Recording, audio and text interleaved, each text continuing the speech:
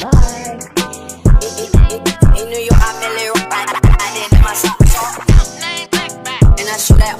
What's going on, YouTube? Today, I thought that we would react to a little video, a little scary video.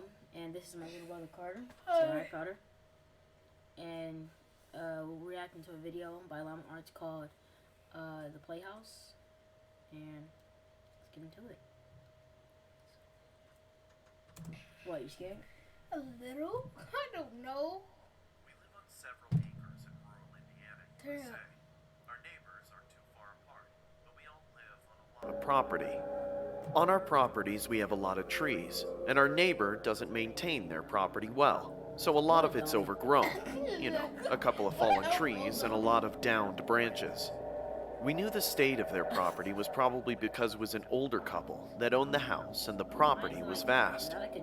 We have a creek separating our homes as well, but a small strip of their property is accessible from our backyard.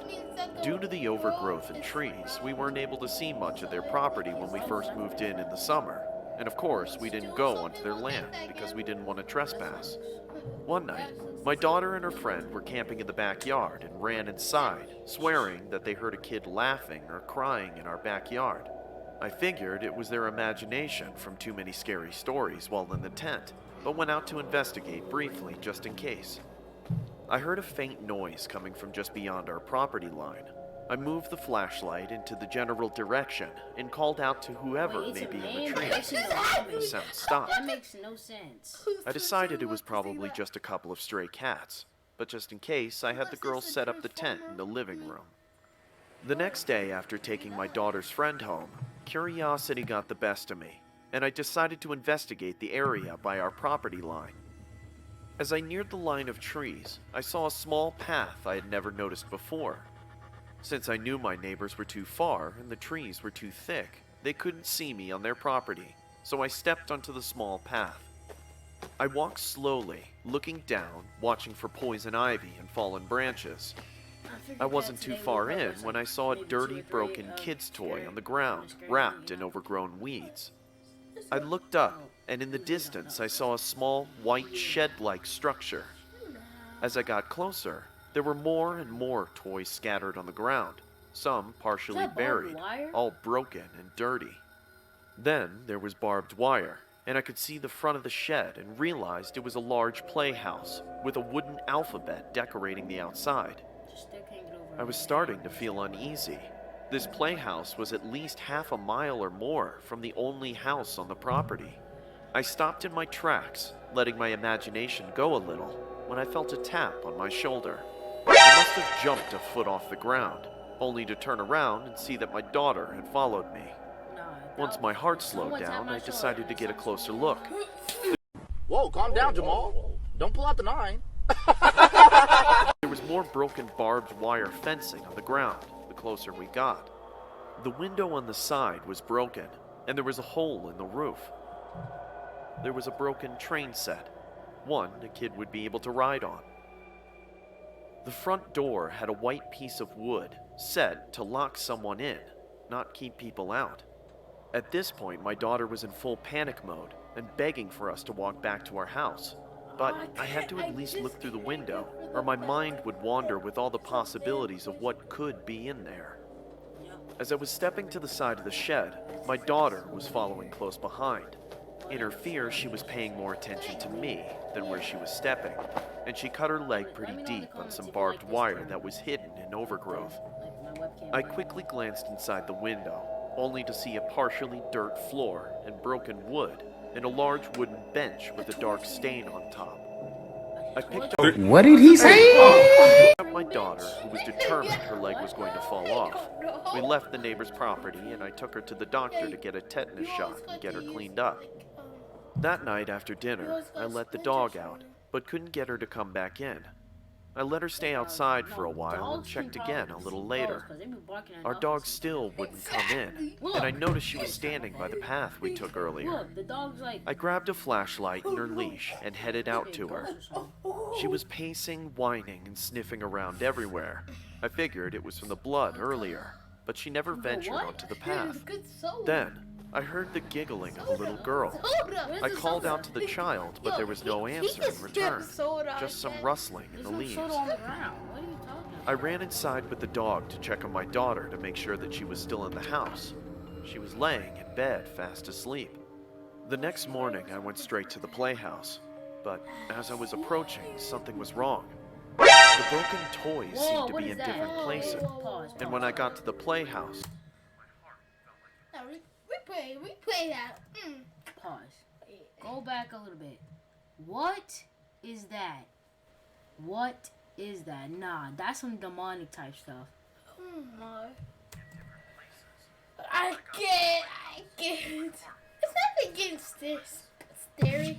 Maybe it is getting scary. Ooh. Can't take it, see us. Whoa. Let me take my light back on. Can't go. That was a pretty good story. Yeah, but it wasn't scary. That was not scary. It was. You were talking like half the time. Yeah, so like, it was very Just watch clear. another one. That's. Oh, Wendy's. Ooh, lockdown? Wendy's nuts hit you. Hey, inappropriate boy. Sorry. It was a typical boring day in calculus, only it was I mean, Friday, obviously. 7th period, meaning the week Calculus? was almost over and spring break Oh, would finally be upon us. 7th So period? everybody was getting antsy in I thought it their was only seats, 6 I could tell. periods. We didn't have I a mean, test that it's day story like our animated. friends It could did be with our 100 other periods teachers. if they really So wanted our to. teacher in the middle of class just decided to That start would be playing unnecessary. games with us Yeah. on Sporkle.com. On He was a very Sporkle. laid-back teacher. Why is he on his phone? As we were doing some brand logo quiz Bad on boy. Sporkle, I remember Why the is he exact sitting in the moment it back? happened. Right after my friend answered a question, I remember the exact answer too, Adidas. The dean's voice came through the loudspeaker. He sounded panicked and frantic as he told all the teachers this was not a drill and to go into lockdown. Oh, I snap. actually got the chills and I got Oh, goosebumps on my oh, arms. scary. A very laid-back teacher Oh, too shit, seemed panicked timbers. as he ran How to turn that off the shit? lights and usher Why'd you us slap back yourself? I don't know, cause I didn't think it was hurt. We all sat in What was hurt? silence for Oh, about what 2 hurt? minutes. And then the usual buzzing that came from a panel in the back of the room ceased, indicating that the school must have cut all the power. We all Oh. looked at each other. He a serial killer. Exactly. You know what he doing. Yo, he eats cereal, breakfast, lunch, and dinner. Yep. And breakfast. Totally what serial killer mean. I don't know. As the screaming got closer to the classroom, a lunatic sounding man started banging on the Venom. lockers while Shh, shh, shh. screaming, "I'll kill all of you." It was at that moment that I started to fear for my life. My teacher shushed us as we all looked at each other to see our peers' reactions.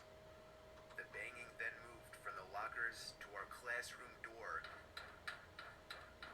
And that's when one of the crying girls screamed no. Shut up! Why would you scream no? That's a zombie. That's a zombie. That's a zombie. Crying out loud now. Not him, I think. Okay. It felt like an eternity that man was pounding at the door. But eventually, he finally continued down the hallway. He must have been screaming like escaped from a mentally insane mental. person He until must we have could escaped from not like a hear him mental anymore. hospital or something. I'd say 10 minutes later, though it felt like half an hour given the situation, the dean came back on the loudspeaker explaining the situation, which was surprising for him to do. He explained that some apparently mentally unstable person entered the building and assaulted the woman sitting at the front desk, causing her to flee the building screaming, and staff wasn't sure if the man was armed or not. Now this was before the school had cameras or could afford proper security, so the school was What? wide open to something like this happening. The staff had done a sweep of all the hallways and classrooms and couldn't find him, so the dean instructed the teachers to resume teaching, but to keep all the doors locked. Why would you Not let resume any students leave for any reasons. Okay. The most disturbing part, Why not however, call the is that one police? of the janitors working the 'Cause he night don't shift have any found Wi-Fi. the man sleeping in one of the storage closets near I mean, the back end of the school. And They according to only have rumors that were spread by Wi-Fi my for peers, 2 cups sticking and out of like, his pocket you was a know, 44 Magnum. eyesight stuff. The A janitor must have done 44 something stupid to wake him up. For example, leaving the closet door open, because by the time a police officer could arrive on the scene, the man was gone. My entire That class, whole as far as I situation know was to this long. day, has no Just call idea if this Domino's man or was ever something. found, but I like to think that right now he's being given the proper help that he needs. Little did we know. He's still out there. Alright, thanks for tuning in, guys. We're gonna end it here. Peace. Bitch, I'm the